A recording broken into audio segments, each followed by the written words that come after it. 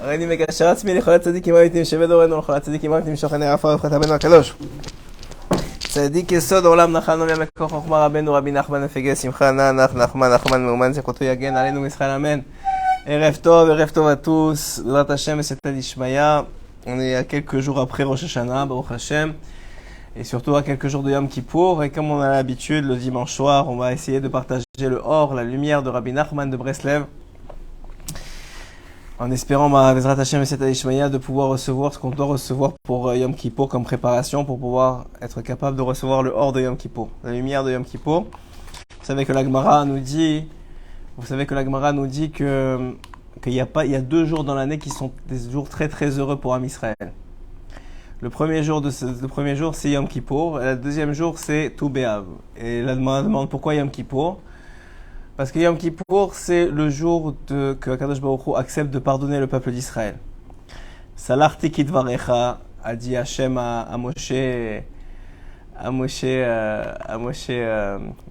Eric, il me fait rire. À Moshe Rabbeinu, il a dit Salar Tikit Varecha, j'ai pardonné comme tu m'as demandé. Mais bien avant ça, Akadosh Baruch Hu avait choisi cette journée-là, puisque c'est le jour de la Brit Mila de Avraham Avinu. Rabbeinu Akadosh nous enseigne que Yom Kippour, c'est le jour de la Brit Mila d'Avraham Avinu. Et donc, il portait en potentiel ce jour-là un jour de kapara, comment on dit kapara en français, d'expiation. Voilà, c'est ça le bon terme, d'expiation. C'est un jour d'expiation pour Am Israël, parce que déjà, Avraham Avinu a fait Messirot Nefesh, il a donné, comme on a expliqué, plus que ce qu'il aurait dû, en faisant la Brit Mila à un âge très très avancé, en faisant la circoncision à un âge très très très avancé. Ce jour-là, c'était Yom Kippour, nous dit Rabbeinu Akadosh. Donc, il est ancré dans le jour, ce Tikkun Abrit. Le Tikkun Abrit qui est la réparation de l'alliance. Cette alliance si importante aux yeux d'Akadosh Baruch Hu. Cette alliance si importante aux yeux d'Akadosh Baruch Hu. Mamash, une réalisation forte de ce que ça veut dire Yom Kippour. Parce qu'on va essayer de découvrir aujourd'hui qu'est-ce que ça veut dire et comment on peut s'y préparer le mieux possible. Et surtout, essayer de désamorcer un peu le stress que ça peut représenter comme jour. Parce que c'est un jour vraiment un Yom Tov. C'est un bon jour pour Am Israël. Alors c'est vrai que d'un côté, toutes les interdictions de Yom Kippour, on a l'impression de se restreindre. On n'a pas le droit de manger, on n'a pas le droit de boire, on n'a pas le droit de se laver. On n'a pas le droit de mettre des chaussures en cuir, donc qui à l'époque étaient plus confortables, ce qui n'est pas vraiment le cas aujourd'hui. Et on n'a pas le droit, évidemment, de s'isoler avec sa femme. Donc, tous ces éléments-là, on a l'impression que c'est une restriction. En vérité, ce n'est pas une restriction, nous explique Rabbeinu Akadosh. C'est qu'en réalité, de façon générale, toute l'année, ces éléments-là, la nourriture, la boisson, les relations, etc., c'est des choses qui nous empêchent de nous concentrer sur nous-mêmes, d'être capable de prendre un peu de recul par rapport à la vie. C'est des choses qui servent le corps et dont le corps est dépendant. Mais lorsque la tête sait que pendant 24 heures complètes, le corps n'aura pas droit à ça, alors en général, ça donne la capacité à l'âme, avec un grand A, c'est-à-dire à la Neshama, de s'exprimer. Et c'est ça le but de Yom Kippour. Le but de Yom Kippour, c'est de permettre à l'âme, pour une journée, de s'exprimer. Et d'ailleurs, il y a une facilité à le faire de la part d'Akadosh Baruch Hu, puisque c'est écrit que le Yetzer Hara n'est pas cholette, il n'est pas actif pendant cette journée-là. C'est donc, on a une aide divine pour pouvoir justement mettre à l'écart tous les besoins du corps, toutes les envies du corps surtout, c'est plus les envies que les besoins même. Et être capable de se concentrer sur la Neshama. C'est pour ça qu'il y a beaucoup de gens, si c'est possible, qui font en plus du Ta'anit régulier, qui font en plus du jeûne régulier Ta'anit Dibour, c'est-à-dire choisissent de ne pas parler pendant 24 heures, ce qui est très très très bon. Bien sûr, si on est une mère avec des enfants qui ont besoin qu'on leur réponde, alors ce ne sera pas adapté, mais pour des gens pour qui c'est adapté, alors ce sera une très bonne chose de le faire. C'est écrit dans le Harizal, chez le Harizal, que ça multiplie le nombre de jeûnes par plusieurs milliers. Donc c'est une très très bonne chose de le faire si on peut, de s'empêcher de parler. Encore une fois, dans la même idée qu'on est complètement, on annihile le corps, pas parce qu'il est mauvais, mais parce que souvent il va nous empêcher cette connexion avec le Créateur, avec notre Créateur. cette connexion qui permet justement de s'éloigner de la faute d'Adam Arishon qui a été la nourriture, par exemple, ou de s'éloigner de la faute de la Brite. Donc c'est pour ça que ça a été fait le jour de la Brit Mila d'Abraham Avinu, ou de s'éloigner de la faute du Vaudor, qui aussi à la source est une faute des mauvaises mœurs, puisque c'est écrit dans la Torah et dans le Midrash que c'est pour se permettre des femmes interdites que certains sont tombés, en tout cas le Erev Rav est tombé dans la faute du Vaudor. J'espère que vous écoutez bien, dites-le moi si c'est le cas. Et donc dans toute cette idée-là, c'est que tout le jour de Yom Kippour, c'est une sorte d'introspection. C'est une sorte d'introspection, c'est une chance qui est donnée à l'homme de s'introspecter. Et de ne pas se stresser ce qui va être pardonné ou pas, parce que Baruch Hashem, déjà Chazal nous ont dit que le pardon, c'est un pardon collectif. C'est tout Am Israël qui est pardonné. Donc ça ne dépend pas vraiment de qu'est-ce que tu vas faire à Kippour ou pas. C'est ce qui dépend de ce que tu vas faire à Kippour ou pas. Merci de me répondre. C'est ce qui dépend de ce qu'on va faire à Kippour ou pas. C'est plus comment on va sortir de Kippour. C'est-à-dire comment nous, dans notre relation avec Hachem, et dans notre relation avec nous-mêmes, parce que Hachem est dans chacun d'entre nous, la partie comme dit le Tanya, la partie du roi Elohim, de la Neshama Elokit, de cette partie-là d'Hachem qui est en nous, qui a été insufflée dans Adam Arishon et qui est restée en nous pour toutes ces générations.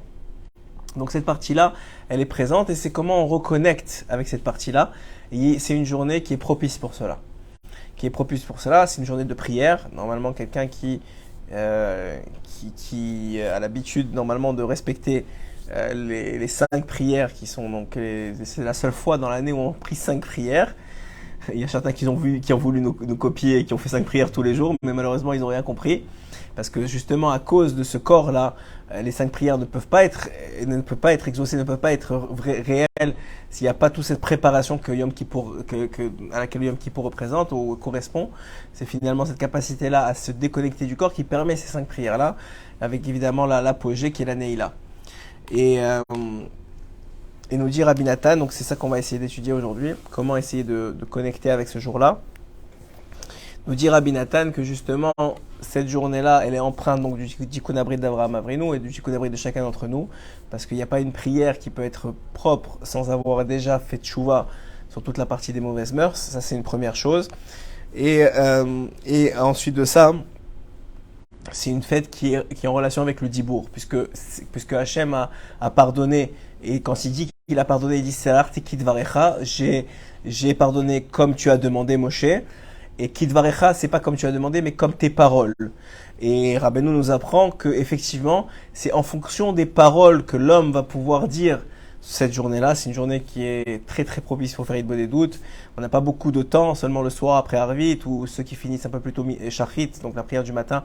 Alors, il y a une petite interruption entre Shachrit et Mincha qui sont des moments propices pour faire Yid Bodé Dout, mais c'est des moments qui sont importants pour reconnecter avec soi-même et pour reconnecter avec la parole, avec la source première de la parole d'Ikdusha, de la parole de sainteté, qui est contraire évidemment à tout ce qui est parole futile et la shonara et motzi shemra, qu'un homme pourrait tomber dedans dans l'année. C'est pour ça que beaucoup vont faire attention de faire, comme je vous ai dit, Ta'anit Dibour pendant cette période de 24 heures, justement pour s'éviter de tomber dans ce genre de parole-là et élever la parole à une chose qui est essentielle dans la vie d'un juif, c'est la parole de prière. Donc c'est un jour qui est extrêmement important, extrêmement élevé. C'est le jour de l'année où Hachem est le plus bas dans le monde. Alors qu'est-ce que ça veut dire? Hachem il est partout, Hachem il existe partout, mais il y a une sorte de conscience d'Hachem qui descend depuis Rosh Chodesh Elul jusqu'à Yom Kippour. 40 jours, c'est les 40 jours des Selichot. C'est le moment où Hachem est bassadé, comme le dit le Tanya. C'est un moment où Hachem est dans les champs, il est présent. Et là, il vient de plus en plus, il s'approche de plus en plus jusqu'à arriver au moment de la Neila, où à ce moment-là, il est avec nous dans les synagogues, collé à nous. C'est la raison pour laquelle on voit des gens très très très très éloignés qui se retrouvent comme téléportés dans les synagogues de leur quartier ou dans les synagogues proches de chez eux, alors qu'on les a jamais vus de l'année, qui viennent pas à Shabbat, qui viennent pas pour Shavuot, qui viennent pas pour Rosh Hashanah, mais à la Neila de Kippour, il y a cet aimant-là qui les attire, parce que la lumière d'Hachem est présente, et elle est présente proche de chaque juif, à ce moment-là, juste avant le moment des 7 Hachem ou Elohim, qui sont les 7 paliers de remontée d'Akadosh Baruch Hu dans les 7 cieux pour remonter en haut. Bien sûr qu'il est toujours présent avec nous dans l'année, mais cette conscience d'Hachem, ce dévoilement d'Hachem, il est le plus élevé au moment de la Neila, et c'est une construction qui se fait depuis Kol Nidre, Donc cette fameuse prière que le Harizal dit que c'est la plus élevée de tout le tout Yom Kippour, c'est la mitzvah la plus élevée, c'est d'acheter ce Sefer Torah et de le serrer dans ses bras et de faire Tikkun Abrit à ce moment-là. Et ensuite de ça, qui va petit à petit Arvit, Shachrit, Mincha, Moussaf, Arvit, Shachrit, Moussaf, Mincha et la Neila. Donc c'est toutes ces prières-là qui vont être des paliers à monter jusqu'au moment ultime de... On appelle ça la Neila. La Neila, ça veut dire une fermeture. Et aussi, ça veut dire qu'en fait, en hébreu, ça veut dire fermeture, mais ça veut dire aussi une sorte d'enclavement. On s'enferme avec Hachem. On ferme la porte, un peu c'est le minhag chez les Ashkenazim, de s'enfermer, d'enfermer le mari et la femme, de faire yichoud, d'enfermer le mari et la femme au moment une fois qu'ils sont passés sous la choupa pour dire que voilà, ça y est, ils sont mariés, ils sont réservés l'un à l'autre. C'est ce moment-là qui est la Neila, c'est ce moment-là de yichoud, d'isolement entre chaque juif et son créateur. Et même si on est dans une synagogue bondée de monde, ce moment-là est un moment particulier, qui est un moment de yichoud, qui est un moment d'isolement entre chacun d'entre nous et celui qui nous a créés, celui qui est là pour nous, celui qui nous donne tellement chaque jour et qui veut tellement qu'on se rappelle de lui. Donc ce moment-là, finalement, ce moment de Yom Kippour, c'est un moment de dvekut. Alors dvekut en hébreu, c'est ce que tous les tzadikim ont réussi à faire, c'est-à-dire ce moment d'union, de rapprochement entre nous et notre Créateur, entre nous et Akadosh Baruch Hu. Et tout est fait en sorte, que ce soit physiquement, mais aussi spirituellement, Hachem facilite de façon complète vraiment toutes les étapes pour permettre ce yichoud, pour permettre cette union, pour permettre ce rapprochement entre nous et Akadosh Baruch Hu. Et finalement, c'est même pas une question maintenant, est-ce qu'on va être pardonné, pas pardonné. Le fait de demander pardon, c'est au niveau individuel, c'est au niveau vraiment de savoir que voilà, si on ne demande pas pardon à ce moment-là, alors qu'Hachem il est là et qu'on sait qu'on n'est pas au niveau, de ce qu'il attend de nous, qu'on n'est pas au niveau toute l'année, et ben c'est juste dommage. C'est pas plus grave que ça, mais c'est juste dommage de perdre cette occasion-là, de finalement de remettre les compteurs à zéro, d'arrêter de s'en vouloir et de repartir sur de nouvelles bases. Voilà, c'est toute l'idée de Yom Kippour. Enfin, c'est ce que j'ai essayé d'étudier pour vous préparer ce shiur-là. C'est ce que dit Rabbi Nathan, c'est ce que dit Rabbeinu. C'est un moment de dvekut, un moment de connexion, un moment de rapprochement, justement facilité par le fait que on n'a pas à manger, on n'a pas à boire, on n'a pas à se laver, etc., etc. C'est vraiment un moment particulier de dvekut. Et c'est dommage de rater ce moment-là. Voilà, c'est tout le sens de Yom Kippour. Alors on pourra évidemment rappeler l'histoire du Baal Shem Tov qu'on rappelle tous les ans, de cette année-là où le Baal Shem Tov s'est retrouvé à monter, à faire Aliyat Neshama. Donc sa Neshama est montée en haut pour vérifier qu'est-ce qui se passait, et il a remarqué que les portes étaient bloquées, que de mauvais décrets devaient arriver sur Israël, lo aleinu lo alechem. Et donc il voulait pas faire la prière de la Neila tant et aussi longtemps qu'il y avait ce décret-là. Il a essayé de toutes ses forces d'arriver, de trouver des solutions, des pitaron, des arguments en tant que défenseur de Israël. Il a appelé d'autres tzadikim pour l'aider, rien à faire. Le Samer même, le etc., l'ange accusateur ne voulait rien savoir, et il y avait un grand kitrouk sur Israël, une grande accusation sur Israël. Jusqu'à qu'il y ait un moment dans la synagogue, tout le monde s'impatiente, ils comprennent pas, ils voient le Baal Shem Tov assis un peu endormi comme ça, mais tout le monde comprend que sa Neshama est en haut, et ils comprennent pas, et tout le monde s'inquiète parce qu'ils voient que le temps passe, et normalement on aurait déjà dû commencer la Neila depuis au moins une demi-heure, au moins presque même plus qu'une demi-heure, et on voit que le Baal Shem Tov ne fait rien. Et là, il y a un stress qui chez les élèves du Baal Shem Tov et chez les gens autour, il y a un stress qui augmente comme ça. Et à ce moment-là, il y a un homme pachout qui savait pas lire la Aleph Bet, qui savait rien, et qui était un fermier, il avait une ferme, une petite ferme comme ça. Il était à la synagogue parce qu'il voulait voir le Baal Shem Tov, il voulait passer Kippour avec le Baal Shem Tov. Il comprend pas ce qui passe. Et à un moment, ça me fait rire parce que vraiment l'histoire est drôle. Et à un moment, il commence à crier Cocorico, Cocorico. Alors tout le monde se retourne vers lui et lui dit mais qu'est-ce que tu fais, tu fous, c'est le moment de la Neila, c'est le moment le plus important. Et lui il dit mais moi je vois mes poules, je vois mes coqs crier toute la journée à Hachem. Pourquoi moi aussi je peux pas faire la même chose? Je sais pas lire Aleph Bet, je sais pas, mais je peux faire Cocorico. Et presque les gens veulent le sortir de force. Arrête, c'est honteux, quoi. Si tu fais comme ça à la synagogue, il va le sortir de force de la synagogue. Et à ce moment-là, le Baal Shem Tov se réveille et dit c'est bon, on peut commencer la Neila. Et tout le monde ne comprend pas vraiment ce qui se passe, mais tout le monde le laisse tranquille et on commence la Neila comme ça et on fait El Nora Neila. Et Baruch Hashem, avec un grand sourire, le Baal Shem Tov ouvre les portes du Echal, de la Torah, qui sont derrière moi, et il fait El Nora Neila, et vraiment il y a une grande simcha. Et Baruch Hashem, on fait le Arvit après, la Havdalah, etc. Évidemment, les élèves du Baal Shem Tov, ils ont pas manqué de demander ce qui s'est passé. Pourquoi tellement de temps et pourquoi tout d'un coup comme ça, alors que nous, on voulait sortir celui-là, là, ce fou là, qui a commencé à crier Cocorico dans la synagogue. Et alors, il annonce tout simplement à ses élèves que toute la chokhma du monde, tous les grands tzadikim, avec plein de chokhma, ils ont essayé de défendre Am-Israël. Il y avait un grand kitroug, il y avait une grande accusation sur Am-Israël. Et c'est cet homme-là, avec sa simplicité, ce cocorico-là, il est monté en haut, il a explosé les cieux. Et Hachem, il a dit quoi? Cet homme-là, il est prêt à s'humilier pour prier vers moi. Il est prêt d'une simplicité. Il sait pas parler, il sait pas lire, il connaît pas l'hébreu. Et tout ce qu'il sait faire, c'est imiter ses animaux. Mais lui, avec son cœur à lui simple, il a réussi à exploser les cieux. Et à ce moment-là, on ne pouvait faire la Neila. Il a annulé le décret. Donc c'est pour vous dire tellement que en réalité, tout le but enfin pas le but, mais il n'y a pas de but parce que c'est un peu, on commence à faire des chokhmot si on dit qu'il y a un but, il y a une technique. C'est justement se départir de cette technicalité de la vie. Vous savez, la Torah, elle amène beaucoup de techniques. Et il en faut, c'est pas la chot, respecter Shabbat, la soukha, etc. C'est technique, ça a un certain nombre de murs, ça a un certain nombre de hauteurs, c'est pas plus, il y a des règles. Et dans la vie d'un juif, il y a des règles. Il y a des règles qui sont nécessaires que Hachem lui-même l'a demandé de respecter et qu'un homme doit faire Messirut Nefesh pour respecter. Et c'est la vie d'un juif. Mais le jour de Yom Kippour, c'est pas le jour des règles. Bien sûr qu'il y en a parce qu'on n'a pas le droit de manger, on n'a pas le droit de boire, etc. Il y a des halachot. Mais tout ça, c'est pour permettre une tmimout, une simplicité dans le service divin. Et tout la avoda de Yom Kippour, c'est de retrouver cette simplicité-là, justement parce que ce qui t'empêche d'être simple, c'est la chokhma, c'est l'intelligence qui vient de la nourriture. La nourriture, elle nourrit le cerveau. Elle vient de la nourriture, elle vient de la boisson, elle vient de tous les intérêts du corps qui font que le cerveau, il est abîmé. Il est abîmé parce qu'il y a des intérêts qui viennent le biaiser, un peu comme un shochad, un peu comme un juge qu'on soudoierait. Eh ben, c'est le cerveau, de façon générale, toute l'année, il est soudoyé par les intérêts du corps. Et donc, le Yom Kippour, ça vient annihiler les intérêts du corps pour permettre au cerveau de se libérer et de servir Hachem simplement. C'est le moment de faire sa prière mot à mot. Idéalement, si vous ne comprenez pas l'hébreu, d'avoir un livre qui traduit. Même si vous comprenez l'hébreu, des fois, c'est plus facile à votre langue maternelle.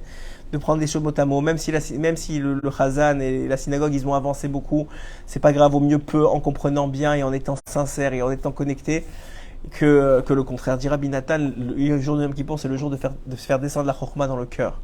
C'est de faire descendre toutes les intelligences qu'on a pu acquérir dans l'année, de les faire descendre dans le cœur. Parce que c'est l'essentiel, dit la Mishnah, Haïkar, c'est le Maaseh. Oui, c'est écrit comme ça. Le Haïkar, c'est l'action. Donc un homme, tant qu'il est plus intelligent que ce qu'il fait, donc il est plus intelligent que ce qu'il ressent, il est plus intelligent que ce qu'il fait, alors son intelligence est abîmée. On appelle ça le venin d'Ishmaël. Le venin du serpent, c'est le venin qui est d'Ishmaël et de Esav, qui sont cette capacité-là à en connaître beaucoup et en faire très peu. Le juif, c'est pas comme ça. S'il connaît, il doit d'abord comprendre, ça s'appelle étudier, mais une fois qu'il a compris, il doit laisser son sechel de côté, il doit laisser son intelligence de côté pour pouvoir faire simplement et sans intelligence justement.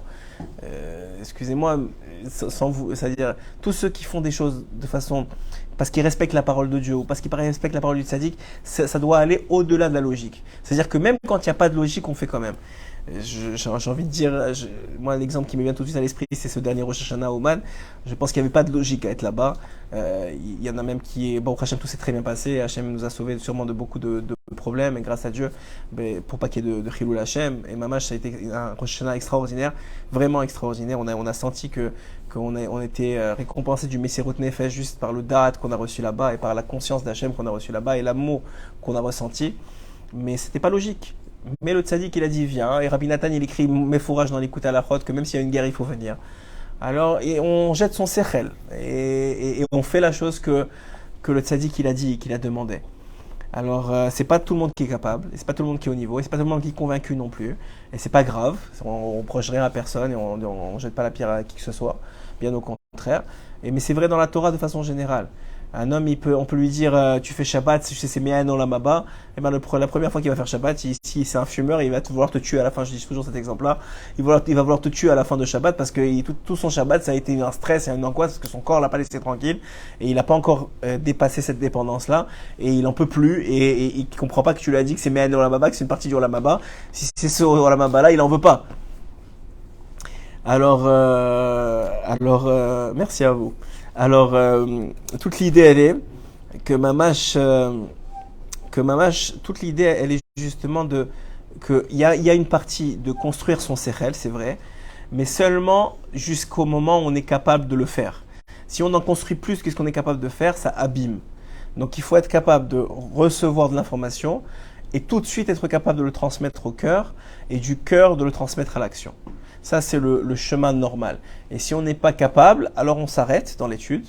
D'ailleurs, on essaie de limiter dans notre capacité d'apprendre et on se force dans la prière et dans les des doutes et dans l'aide divine, de demander d'aide divine pour pouvoir faire. Et pas être seulement dans le sechel. Et sachez que le venin des goïms, dans le sens que tout ce qui est inséré dans le biberon de nos enfants, et nous-mêmes on a reçu ça dans le biberon de toute la chokhma des nations du monde, c'est justement le contraire. C'est-à-dire qu'il faut apprendre, même si tu fais pas. Cette fameuse histoire de Platon qui a enseigné quelque chose et on l'a surpris à faire totalement le contraire. Et il a dit faites ce que je dis mais ne faites pas ce que je fais. La Torah c'est tout le contraire, c'est faites ce que je fais et ne faites pas ce que je dis. Parce que peut-être vous n'êtes pas capable à faire ce qu'on dit, mais faites ce que je fais dans le sens qu'on doit être Toho Kebaro, on doit être le plus possible. C'est la grande maladie de notre siècle. Cette capacité-là à se départir de ce venin-là. Et c'est très difficile, mais le jour de Kippour, il y a cette facilité-là, justement parce que le corps est affaibli, de permettre de transmettre toute la chokhma au cœur.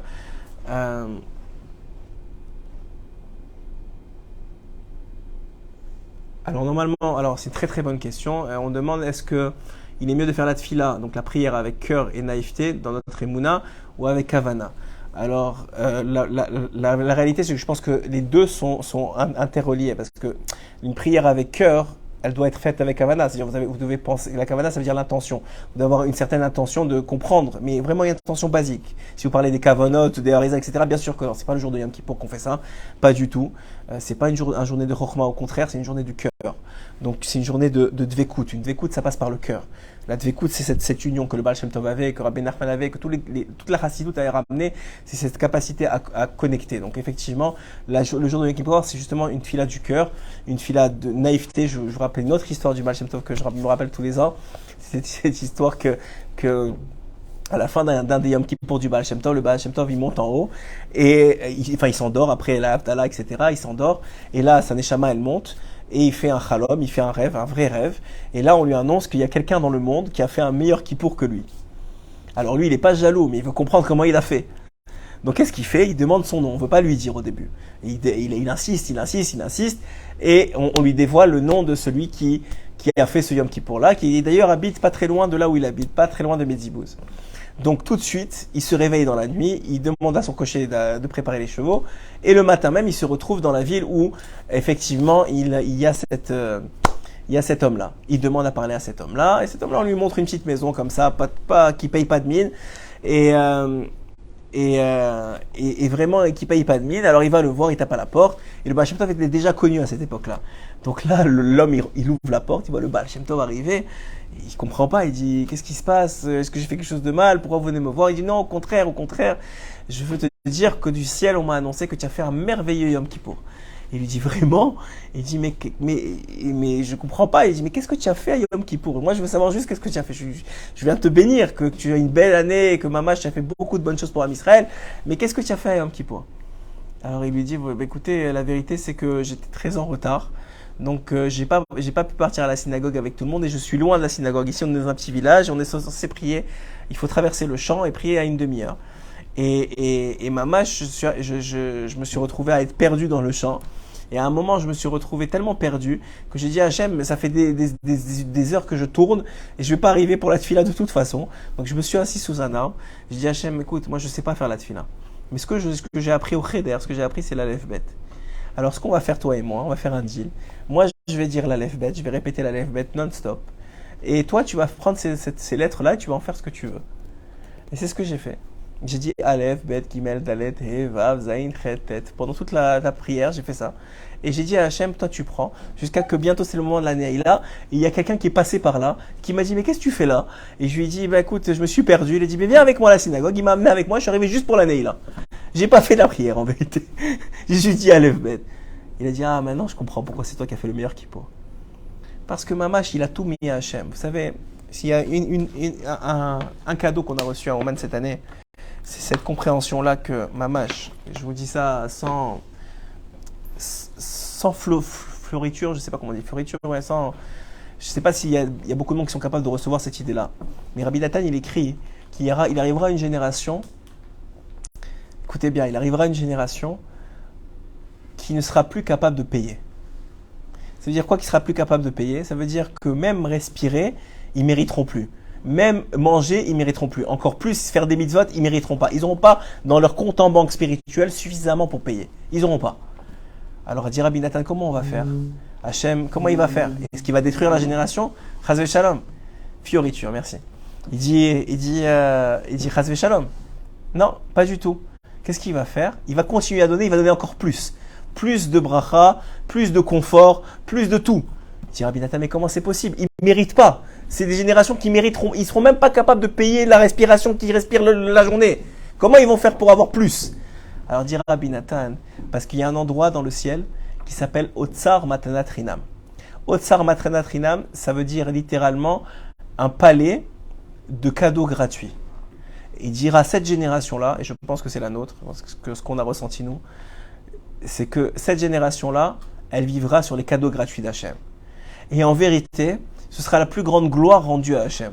Pourquoi? Dit Rabbi Nathan, en vérité, rapporte un machal de Rabbeinu, qui dit que si un père maintenant, il a un fils qui est extraordinaire, et il a toujours 100% au chidon, et il est toujours bien, et il se réveille le matin, et il étudie la Torah, etc., c'est normal que le père il se comporte bien avec lui, qu'il lui donne à manger, qu'il lui donne à boire, qu'il lui achète des cadeaux de temps en temps. C'est normal. Et c'est quelqu'un qui mérite. Maintenant, si son frère, Lo Alenu, il est vraiment, lui, c'est pas du tout la même chose. Il n'arrive pas à se réveiller le matin, et c'est difficile, il se bat pour tout, pour faire une petite fila, une petite bracha, il se bat, et la kippa, c'est difficile sur sa tête, tout est difficile. Et pourtant, le père, il agit encore plus avec chesed, et avec plus d'amour encore avec cet enfant-là. Qu'est-ce que ça dit sur le père? Ça dit simplement que c'est un père extraordinaire, c'est un père miséricordieux qui ne le fait pas pour le kavod qu'il reçoit de son fils, ou pour l'honneur, ou pour la fierté qu'il a de son fils. Il le fait parce qu'il aime son fils, il le fait parce qu'il est miséricordieux. Et ça donne de la gloire au père, et ça donne la gloire à Hachem exactement avec nous. Que nous, on n'est pas méritants, qu'on ne devrait pas recevoir rien du tout, et qu'on reçoit encore plus. C'est la preuve qu'Hachem, il fait vraiment ça par miséricorde complète, totale. Ce qu'on appelle les rachamim rabim. Maman, c'est ce qu'on vit. Malgré, vous croyez les difficultés, Rabbi Nachman, il dit dans un écoute à la chod, celui qui croit que ses souffrances, il se plaint de ses souffrances, il a aucune idée s'il avait les yeux pour voir toutes les souffrances qu'il devrait mériter et combien il en reçoit très très peu par rapport à tout ce qu'il devrait mériter, loin les nous, bien sûr. Alors on comprend qu'il devrait dire merci même pour ses souffrances, il dit Rabbi Nachman, qu'il sait même pas combien on lui a enlevé, que ce qui lui reste c'est vraiment très très peu par rapport à ce qu'il devrait recevoir. Donc Mamash, c'est toute l'idée de Yom Kippour, de se retrouver avec cette sincérité-là, de ce cocorico-là, de ce Aleph Bet-là, de ces paroles de prière simples, vraiment dans la plus grande simplicité, de savoir que tout ce qu'on a, c'est un cadeau gratuit. Et ça nous apporte beaucoup de simcha en vérité. Parce que quelqu'un qui comprend ça, alors il sait que quand il a, ben c'est extraordinaire, merci Hachem, c'est un cadeau. Et quand il n'a pas, mais c'est normal. Tu devrais pas avoir, jamais tu devrais avoir. Même pas quand tu as pas, tu devrais jamais avoir. Tu n'es pas méritant de rien. Donc quand tu as, merci Hachem, quand tu n'as pas, ben écoute, c'est normal. De toute façon, je ne devrais pas recevoir. Et ça enlève beaucoup de stress, beaucoup de lachatz. Quand un homme il croit qu'il fait son Shabbat, et il fait sa cache-route, et il fait son Shalom Bayit, et il fait l'éducation de ses enfants. Il fait rien du tout. C'est un cadeau gratuit. C'est un cadeau gratuit. ce que tu peux faire, c'est profiter de ce cadeau-là pour avoir une relation avec tes enfants, une relation de Shalom Bayit, pour avoir une relation dans ton, dans ton Shabbat, de faire un vrai Shabbat, de profiter de ça, parce que c'est des cadeaux, pas plus, pas moins. Vous dites Hachem ne nous doit rien. Exactement, il nous doit rien, mais il nous donne encore plus. C'est ça la beauté, c'est qu'il nous doit rien et il nous donne. Et ça vient de la première volonté initiale d'Hachem Yitbarach d'avoir créé le monde, qu'il a créé pour donner. Pourquoi est-ce qu'il a créé le monde, Hachem? Rabbeinu, il dit clairement, c'est pour donner. Et pour sa gloire. Mais nous, on ne comprend pas. Sa gloire, on croit comme un roi. On veut qu'on l'honore, on veut qu'on le serve. Pas du tout. La gloire d'Hachem, c'est de donner. De donner à celui qui ne mérite pas. C'est ça la gloire d'Hachem. Plus il donne à celui qui ne mérite pas, et plus lui, il est glorifié. Parce que ça montre sa miséricorde, ça montre son capacité de donner, ça montre sa bonté, ça montre tout ce qu'il a de bien. Et ça, c'est Akadosh Baruch Hu, ça, c'est le vrai Hachem. C'est pas celui qui punit, c'est pas celui qui envoie des mauvaises. On a compris, on a beaucoup souvent expliqué au nom de Rabbi Nachman qu'il y a pas, le concept de punition n'existe pas dans la Torah. C'est un concept de conséquence, c'est une réparation. Hachem, il veut te donner plus, donc il est obligé de te réparer. Un peu comme un père qui est multimilliardaire et qui veut léguer à son fils unique, tout son argent, mais son fils unique, malheureusement, il est tombé dans la drogue. Et il sait que s'il lui donne pas tout son argent, s'il lui donne 1 euro, s'il lui donne 1 shekel, il va finir dans la drogue. Encore plus que ce qu'il est aujourd'hui. Donc, qu'est-ce qu'il fait? Il lui donne pas. Alors, qu'est-ce qui se passe? Il engage un médecin, le plus grand des médecins, le tzaddik Ador, pour enseigner à son fils, pour lui rappeler qu'il est le fils du roi, qu'il est prince, qu'il mérite tout le bien du monde, qu'il n'est pas au niveau de la drogue, pour le sortir de là, un peu comme le dindon là de l'histoire de Rabbeinu, que le tzaddik qui descend jusqu'au plus profond des profondeurs avec celui qui est descendu au plus profond, pour lui dire écoute, pour faire semblant que lui aussi il est un dindon, et lui apprendre que finalement non, ni lui ni le fils n'est un dindon, et qui sont des fils de Dieu, qui sont des fils du roi, et qui méritent tout le bien que Hachem veut lui donner. Mérite dans le sens pas de mériter par ses actions, mais de simplement parce qu'il est le fils de Dieu, il a une Yerusha, il a un héritage naturel. Et cet héritage, il lui revient juste parce il a été créé. Rien de plus, rien de moins. Et toute cette idée-là, c'est l'idée de Yom Kippour. Que Hachem, il est là, il descend au plus profond de là où on est. Et encore plus à la Neila, comme je vous ai dit, c'est 5 paliers qui descendent au fur et à mesure des tefilot de Yom Kippour. Et à ce moment-là, il est là et il dit, regarde, Salarti Kidvarecha, je t'ai pardonné comme tu m'as demandé, comme tu as parlé. Mais pas parce que tu mérites d'être pardonné, parce que je t'aime, parce que je veux que tu vives, parce que je préfère que tu vives et que tu me serves un peu, que tu sois détruit et que tu ne me serves pas du tout, que tu sois pas proche de moi. Je préfère te parler 1 fois par an et que tu vives, que tu sois complètement, que tu n'existes pas. Et ça, c'est la plus grande preuve d'amour qu'Hachem peut porter à un homme. C'est de lui donner une autre année de santé, une autre année de bracha, simplement parce qu'il veut qu'il vive. Mais pas une vie de matérialité, pas une vie de nourriture et de boisson, une vie de connexion, une vie de Yom Kippour toute l'année. Et pas Yom Kippour lourd sur les épaules, Yom Kippour de transcendance, de transcendance de l'âme qui dépasse, qui s'élève. Rabbi Nachman, il explique dans un écouté à Moharan que j'ai ouvert avec un ami, Erev Rosh Hashanah. Il explique là-bas que les souffrances d'un homme, elles viennent pour affaiblir le corps. Justement, pas pour lui faire du mal, mais pour affaiblir le corps, pour permettre à l'âme de s'exprimer. Parce que le corps, il prend trop de place. Il prend trop de place. J'ai faim, j'ai soif, j'ai envie, je veux, j'ai envie. Il prend trop de place. Il laisse pas à l'âme l'expression qu'elle devrait avoir pour permettre à l'homme de se connecter. Donc les souffrances, elles viennent les nouvelles rêves. On espère que ce soit pas le biais. Non, on veut que ce soit par amour, on veut que ce soit par choix qu'on se rapproche d'Hachem. Mais même ça, c'est pour le bien d'un homme. Donc on va dire quelques paroles que j'ai surlignées ici dans l'écouté à la chod de Yom Kippour de Rabbi Nathan pour exprimer ce qu'on vient de dire, combien c'est extraordinaire. Il dit comme ça: Kefia priya chez marbin livkot beyamim noraim ken zochim letrognae. Il dit Rabbeinu, et il dit Rabbi Nathan, donc au nom de Rabbeinu, il dit Rabbi Nathan qu'un homme, il doit être capable de pleurer. Tellement il est connecté avec lui.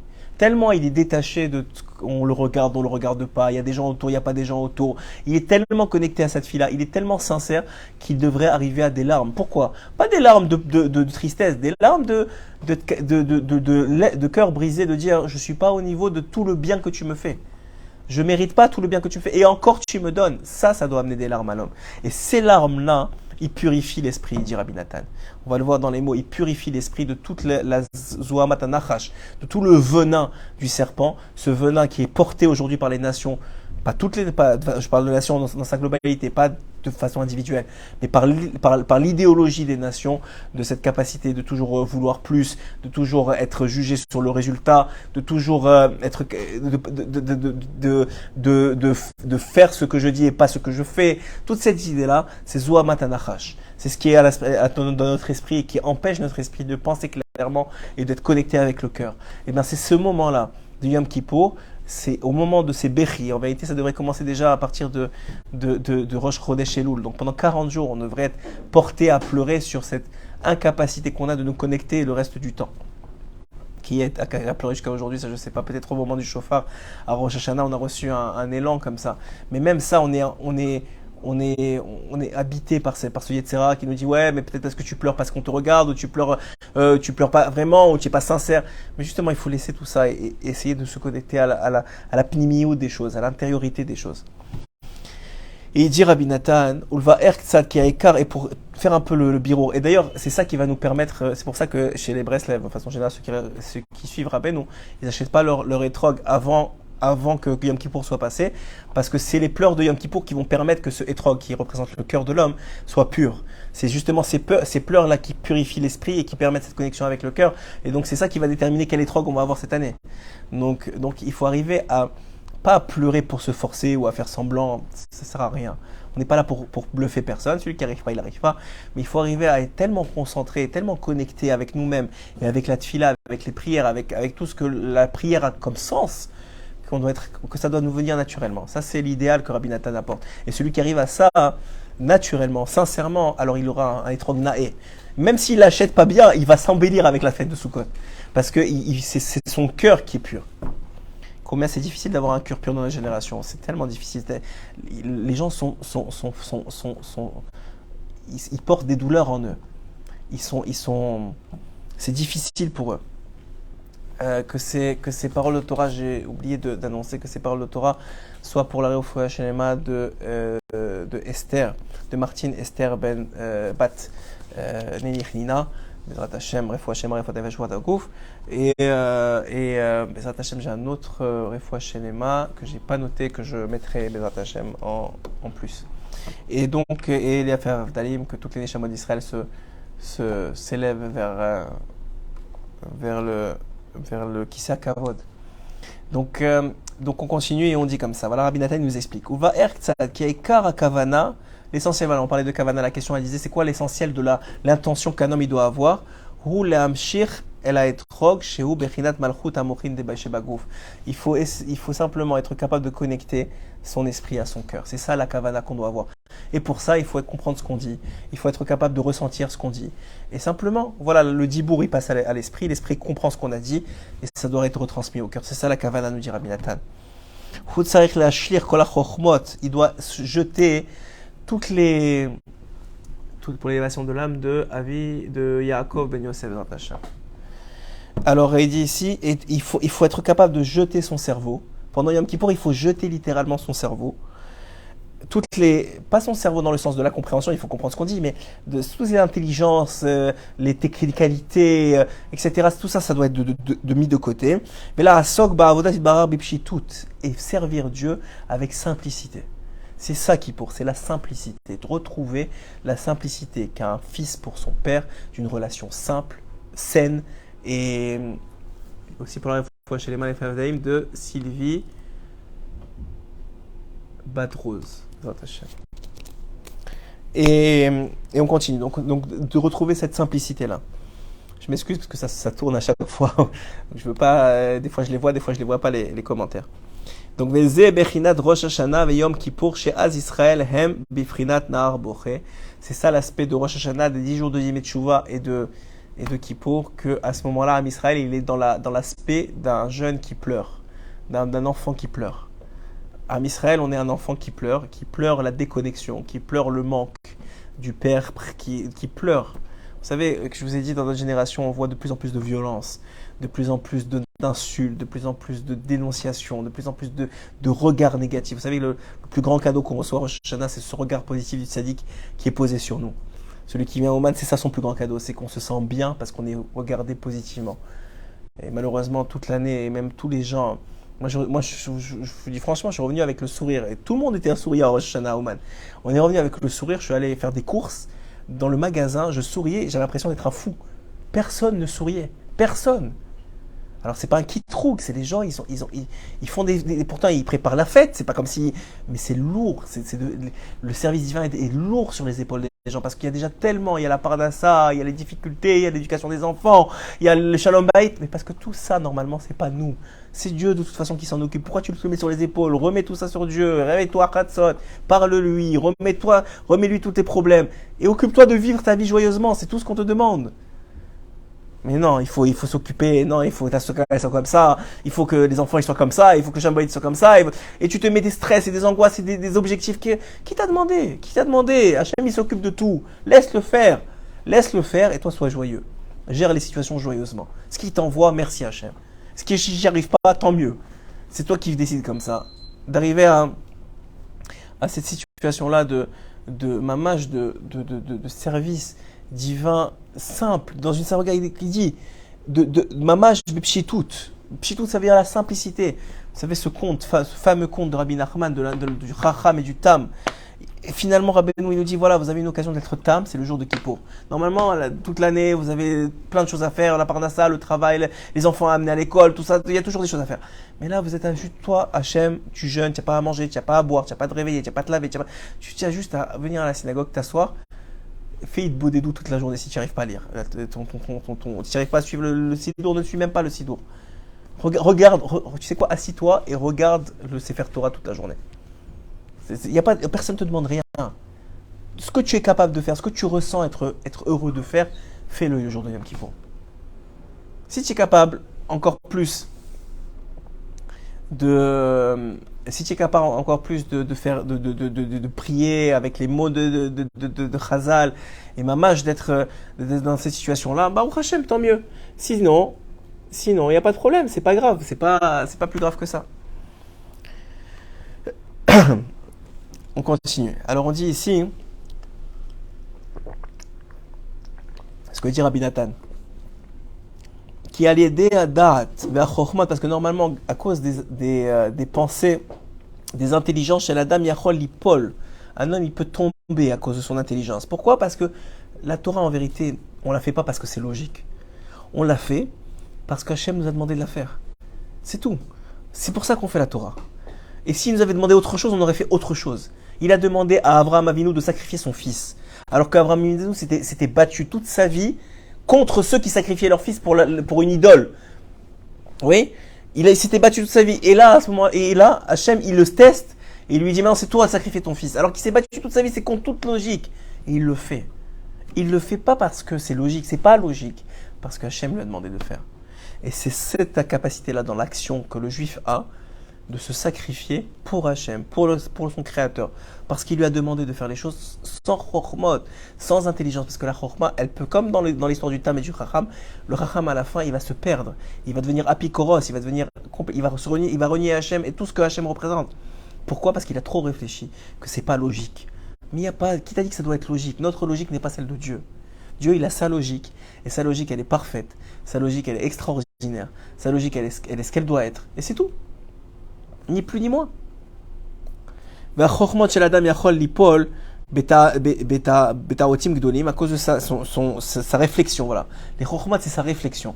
À cause de ses réflexions internes, il peut tomber très, très bas. Il peut complètement se dégager, s'éloigner du chemin d'Hachem. Parce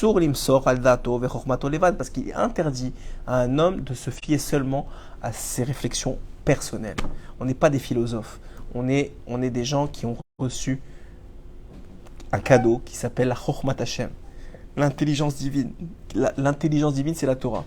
Maintenant, cette Torah-là, c'est pas, on le dit, on le répète, c'est pas un but, c'est un moyen. C'est un moyen de créer une écoute, de créer une connexion avec Kadosh Baruch Hu. C'est tout. C'est ça la Torah. Et donc, qu'est-ce qu'il doit faire un homme? Il doit connecter le cerveau et le cœur.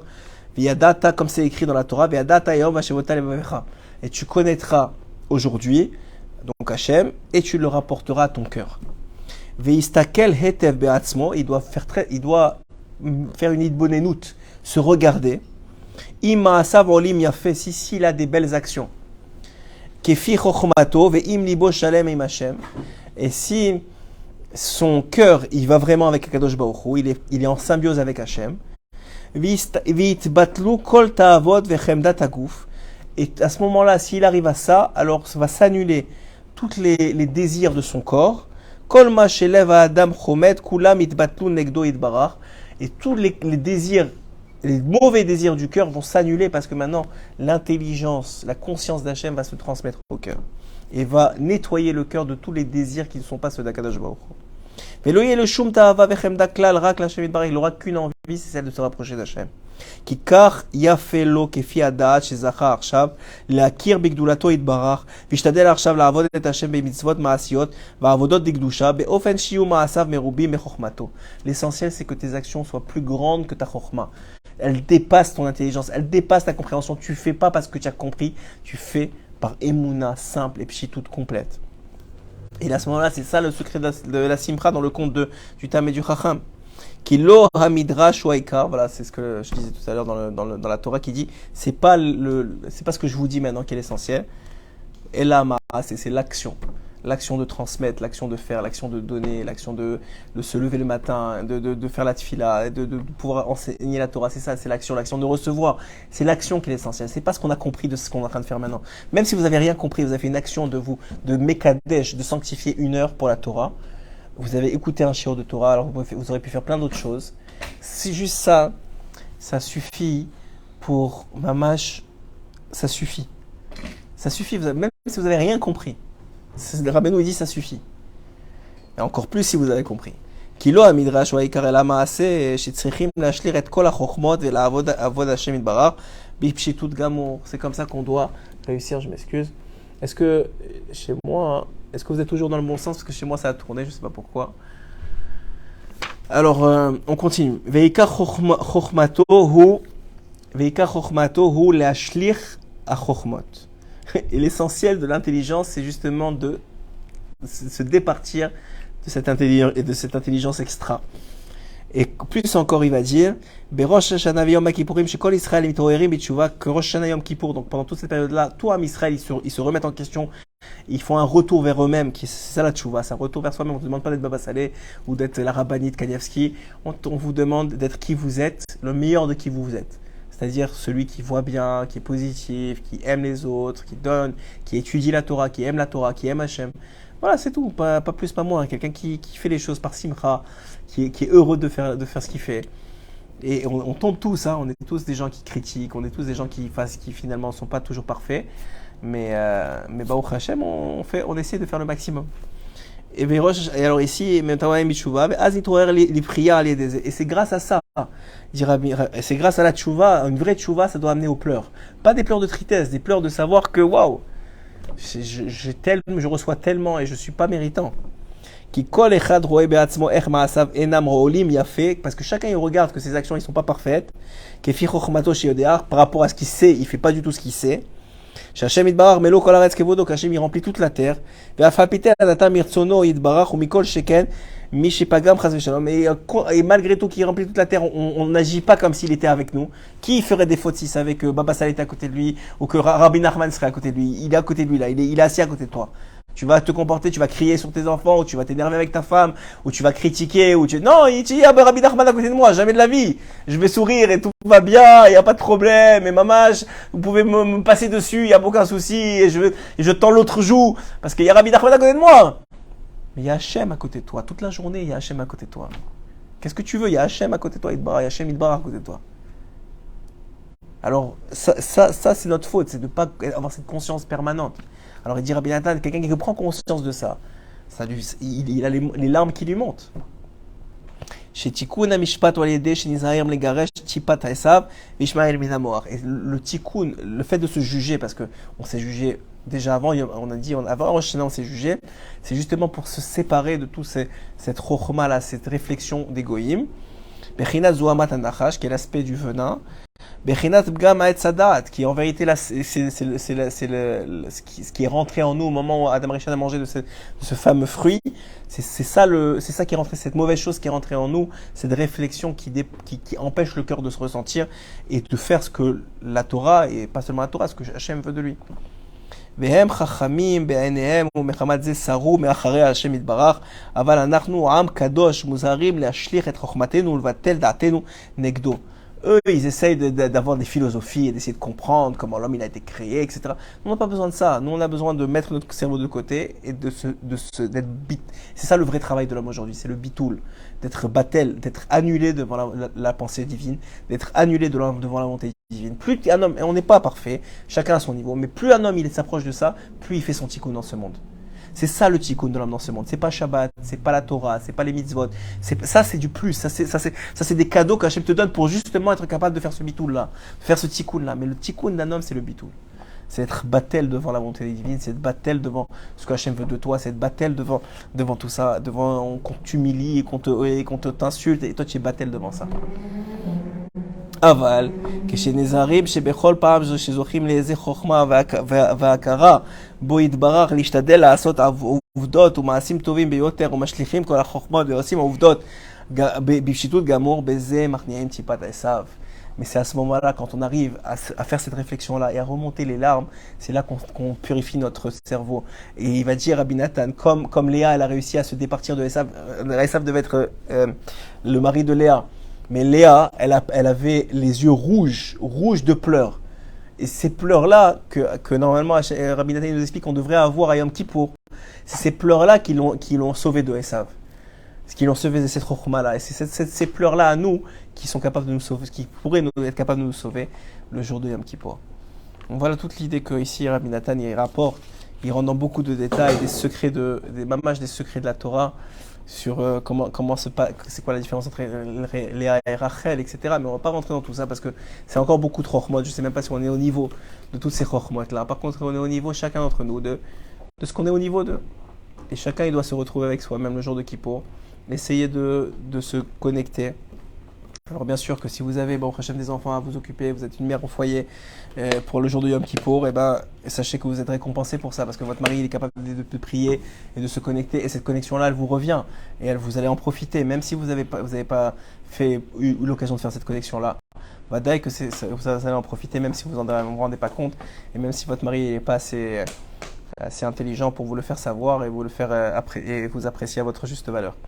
Mais vous allez recevoir toutes les bénédictions que l'homme y reçoit, puisque c'est grâce à la femme qui les a reçues. Alors elle les reçoit aussi directement d'Hachem, peut-être plus, parce qu'elle n'a pas eu tout ce Yom Kippour qu'elle aurait dû avoir avec les élévations spirituelles des 5 prières, etc., etc. Si vous pouvez, alors vous venez à la synagogue, vous asseyez dans un coin, vous prenez un livre, celui que vous voulez en vérité. Si c'est un livre de prière, tant mieux, et vous connectez avec vous-même, avec votre essence, avec votre divinité qui est en vous, et avec Dieu qui est présent là le plus que toute l'année. Et avec ça, on arrive à Yom Kippour. On arrive à Yom Kippour. Voilà, c'était l'idée que je voulais faire passer. C'est une idée que je fais passer en général tous les ans. Et quoi, Bezrat Hashem, voilà, prenez un livre, mot à mot, ce que vous êtes capable de faire. Avec simplicité, mamash avec simplicité. Si vous ne priez pas, ne priez pas. Venez à la synagogue, asseyez-vous dans un coin, écoutez les tfilotes, pensez à vos maasim à vous, à comment votre cœur il n'a pas écouté votre cerveau, ou le bon côté de votre cerveau, ou etc. Comment vous arrivez, comment vous avez tellement reçu et pas tellement donné. Et petit à petit être capable, mamash, de se connecter avec ça. Voilà. Un bon Yom Kippour à tous, mamash, que vous soyez zoré d'être bedvekout avec Akadosh Baruch Hu, c'est le plus grand cadeau du monde.